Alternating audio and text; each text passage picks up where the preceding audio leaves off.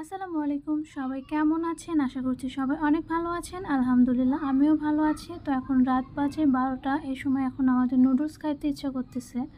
তো এই তো নুডলস রান্নার জন্য আমি চুলাতে আগুন জ্বালিয়ে নিচ্ছি। চুলাতে আগুন জ্বালানোর পরে আমরা নুডলস রান্না করব। সারাদিনে অনেক খাওয়া দাওয়া হয়েছে, তারপরেও রাত্রেবেলা ভাত খাওয়ার পরে মনে হলো যে এখন অনেকটা ক্ষুধা লাগছে, তাই নুডলস রান্না করে খাই। তো এই তো চুলায় জাল ধরিয়ে দিয়েছি। এখন কড়াইতে পানি দিয়ে দিচ্ছি, পর্যাপ্ত পরিমাণে লবণ দিয়ে দিয়েছি। নুডলস রান্না তো আমরা সবাই পারি কম বেশি। তো এটা এখানে পেঁয়াজ মরিচ কাটার প্রসেসিং চলতেছে।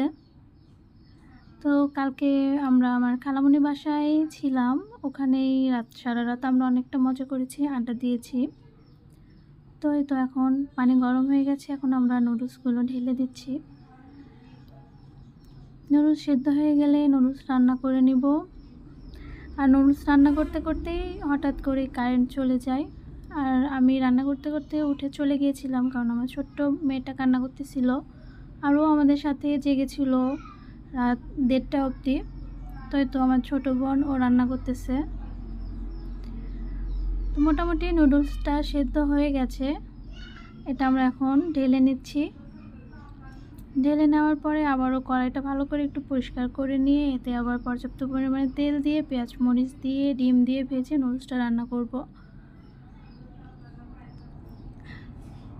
তো এই তো এখন চলতেছে, এর মাঝে একটু একটু ভিডিও হচ্ছে, একটু একটু মজা হাসি। আর দেখেন আমার মেয়েটা এখনও ঘুমায়নি, ও আমাদের সাথে জেগে আছে আর কান্না করতেছিল, ও রুমে থাকবে না, বাইরে যাবে।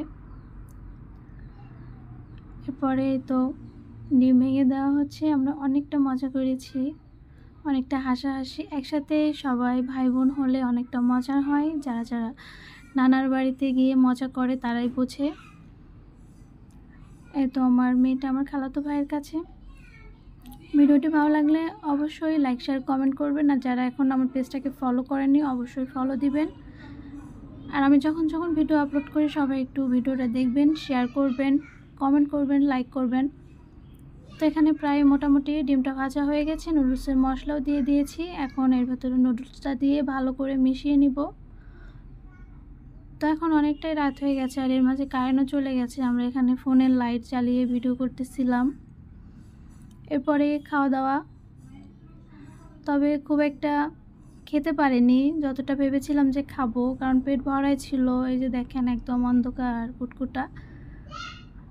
তো এই ছিল আমার আজকের ভিডিওটি ভালো লাগলে অবশ্যই লাইক শেয়ার করতে ভুলবেন না। ভিডিওটি কেমন লাগলো অবশ্যই কমেন্ট করে জানাবেন। আল্লাহ হাফেজ।